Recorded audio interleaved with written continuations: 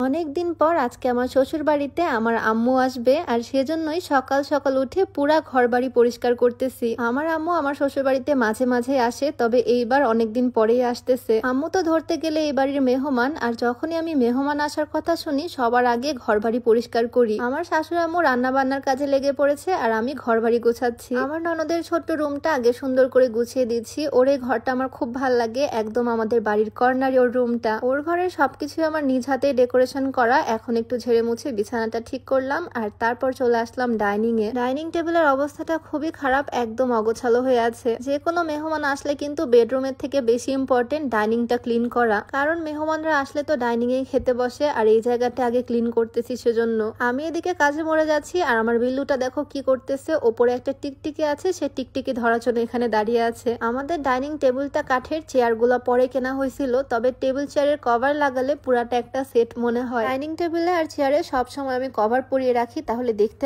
অনেক সুন্দর লাগে। আর এই কভার গুলো না একদম বাস্তবের মতো, মানে একদম 3D প্রিন্টেড। আর এটার কালারটাও কিন্তু ভীষণ সুন্দর, খুবই সুন্দর পিঙ্ক কালার। এটা আমি নিজে পছন্দ করে অর্ডার করছি অনলাইন থেকে। কেমন হয়েছে? অনেক সুন্দর না? পিঙ্ক কালার যে কোনো কিছু আমার অনেক বেশি ভাল লাগে। আর এটার ফুলগুলো 3D প্রিন্ট, সেজন্য একদম বাস্তবের মতো মনে হয়। একটা টেবিলের জন্য কভার, আর 6টা চেয়ারের জন্য চেয়ার কভারও এখানে দিয়ে দিছে তারা। চেয়ারে কভার গুলো লাগালে চেয়ারটা অনেক সুন্দর লাগে, আর পুরা ডাইনিংটা একটা সেটের মতো লাগে, অনেক সুন্দর লাগে তখন। আর সাথে দেখো একটা পলি পেপারও তারা দিয়ে দিছে। এই পলিটা উপরে পেরে রাখলে অনেক সুবিধা হয়, তরকারি ঝোল লাগে না। শুধু কাপড় ভিজিয়ে ওপর থেকে পলিটা পরিষ্কার করে নিলেই হয়ে যায়। পলিটার চারিপাশে ডিজাইন করা, সেজন্য আরো বেশি সুন্দর লাগতেছে দেখতে। পলি সহ ফুল এই সেটটা আমি নিয়েছি মাইশাস হোম ফেসবুক পেজ থেকে। তাদের পেজটা আমি রিসেপশনে মেনশন করে দিব, নাম্বারটাও স্ক্রিনে দিয়ে দিব। তোমরাও চাইলে তোমাদের ডাইনিং টেবিলের জন্য এইরকম সুন্দর সুন্দর কাভারের সেট অর্ডার করে ফেলতে পারো তাদের পেজ থেকে। যাই হোক, ডাইনিংটা তো সুন্দরভাবে গুছিয়ে ফেললাম, তবে আমার ড্রয়িং রুমের অবস্থা খুবই খারাপ। তোমরাই দেখো সোফার কি একটা অবস্থা। সোফার ফোমের কাভার গুলো খুলে ধুয়ে দেওয়া হয়েছে, আর এখন সোফাটা দেখতে এমন লাগতেছে, কেমন যে লাগে কি আর করব বলো। সোফাটা দেখতে এখন খুবই বাজে লাগতেছে,